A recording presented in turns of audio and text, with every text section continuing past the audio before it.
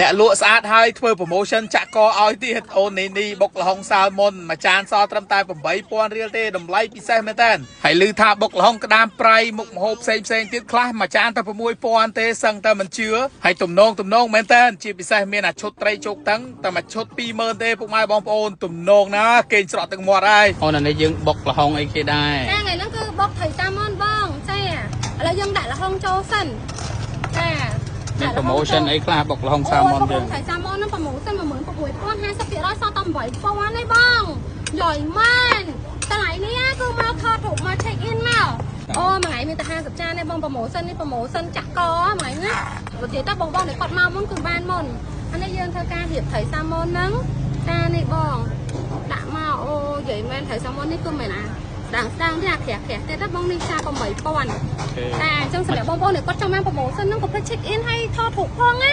ហើយក្រៅតែពី promotion ក៏គេមានឈុតគោឡើងភ្នំ 20,000 រៀលញ៉ាំបាន 2-3 នាក់អីណាបើគាត់ទំនងត្រីជោគតឹងអីបើថែមមួយចានមានត្រី3ហ្នឹងតែ 9,000 ទេពិសេសខ្លាំងមែនតើមុខម្ហូបមនុយបើគាត់មួយចេញមក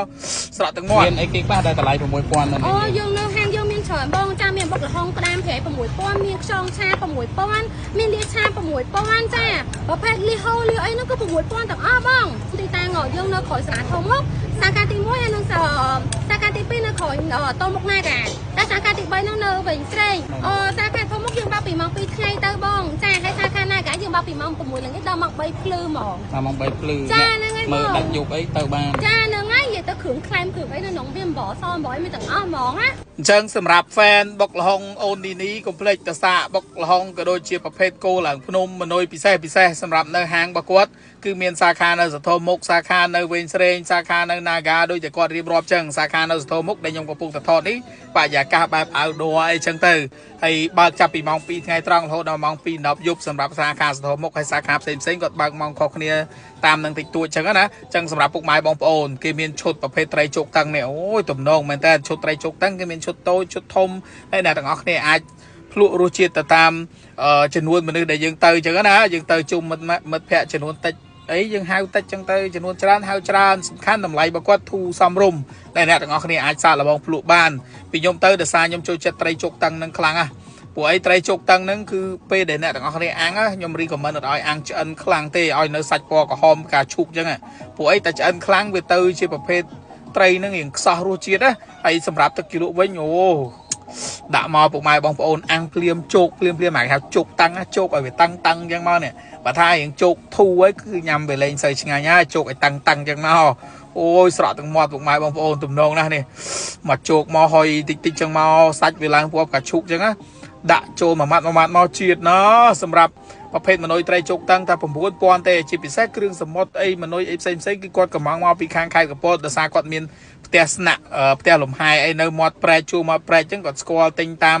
បងប្អូនអ៊ីស្លាមអីចឹងដែលគាត់នេសាទបានអីចឹងគាត់ទិញមកហើយយកមកលក់អីចឹងទៅគ្រឿងសមុទ្ររបស់គាត់ហើយជាពិសេសគឺគាត់មានជាមនុយគោដុតទៀតគោដុតគោឡើងភ្នំពុកម៉ែបងប្អូននេះគឺជាមនុយគោឡើងភ្នំគ្មានមកកថាមកកថងថ្ងៃណាទេគោឡើងភ្នំយើងហ្នឹងអញ្ចឹងមួយឈុតគោឡើងភ្នំរបស់គាត់មានតម្លៃ 20,000 មានឈុតតូចឈុតធំអញ្ចឹងណាអញ្ចឹងសម្រាប់អ្នកទាំងអស់គ្នា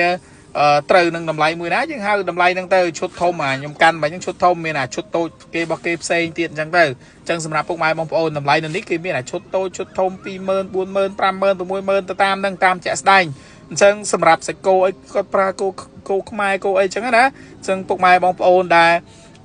ចង់ញ៉ាំមុខម្ហូបប្រភេទគោឡើងភ្នំជោគតឹងបុកល្ហុងគ្រឿងឆាចិបចប់មានខ្យងមាន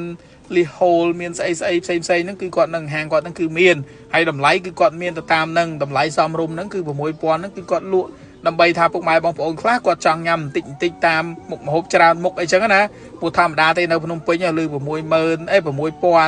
ក្រោម 10,000 អីហ្នឹងបរិមាណហ្នឹងក៏វាទៅតាមនឹងដែរវាមិនទៅច្រើនអីណាដល់ថ្នាក់នេះទេប៉ុន្តែខ្ញុំគិតថាប៉ុណ្្នឹងគឺសមរម្យសម្រាប់អ្នកទាំងអស់គ្នាទៅញ៉ាំចង់ញ៉ាំច្រើនមុខអីចឹងហើយជាពិសេសគឺមនុយត្រីសាល់ម៉ុននេះគឺគាត់មាន promotion